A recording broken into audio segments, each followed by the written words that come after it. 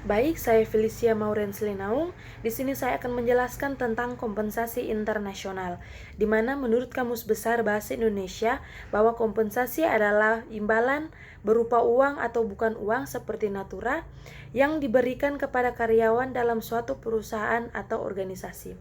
Selanjutnya, organisasi-organisasi dengan tenaga kerja yang terdapat di berbagai negara menghadapi masalah kompensasi yang berbeda, keanekaragaman hukum, biaya hidup, pajak, dan faktor-faktor lainnya harus dipertimbangkan dalam membuat dan menghitung nilai kompensasi yang diberikan kepada tenaga kerja asing.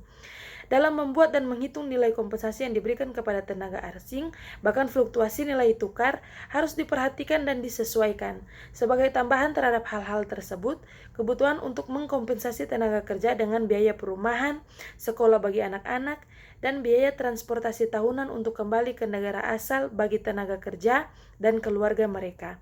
Berikut beberapa pendekatan masalah kompensasi. Yang pertama, pendekatan neraca. Banyak perusahaan multinasional menggunakan pendekatan neraca dalam menangani masalah kompensasi bagi ekspatriat.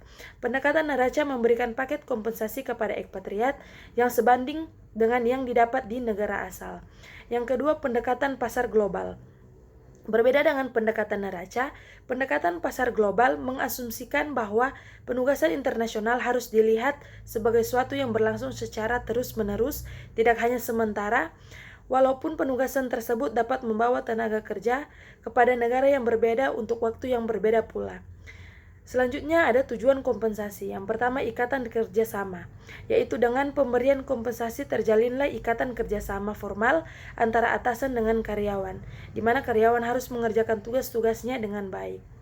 Yang kedua, pengadaan efektif, yaitu program kompensasi ditetapkan cukup besar, pengadaan karyawan yang qualified untuk perusahaan akan lebih mudah.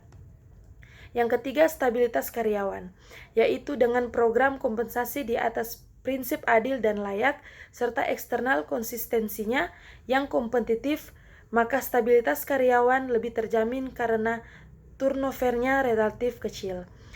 Yang selanjutnya, disiplin, yaitu dengan pemberian balas jasa yang cukup besar, maka disiplin karyawan semakin baik.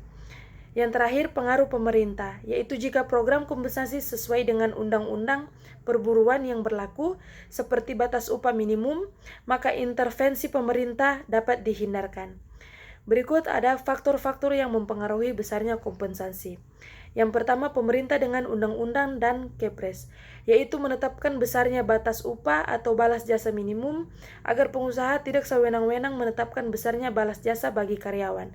Yang ketiga, biaya hidup atau living cost, yaitu apabila biaya hidup di daerah tinggi, maka tingkat kompensasi atau upah semakin besar. Yang ketiga, posisi jabatan karyawan, yaitu karyawan yang menduduki jabatan lebih tinggi akan menerima kompensasi atau gaji lebih besar. Berikutnya, pendidikan dan pengalaman kerja. Apabila pendidikan lebih tinggi dan pengalaman kerja lebih lama, maka kompensasi atau balas jasanya akan semakin besar. Yang terakhir, kondisi perekonomian nasional.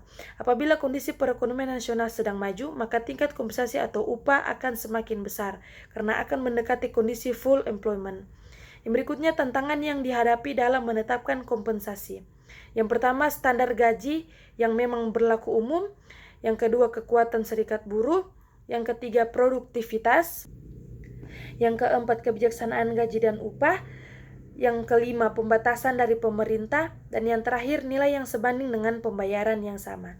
Sekian penjelasan kompensasi internasional dari saya. Terima kasih.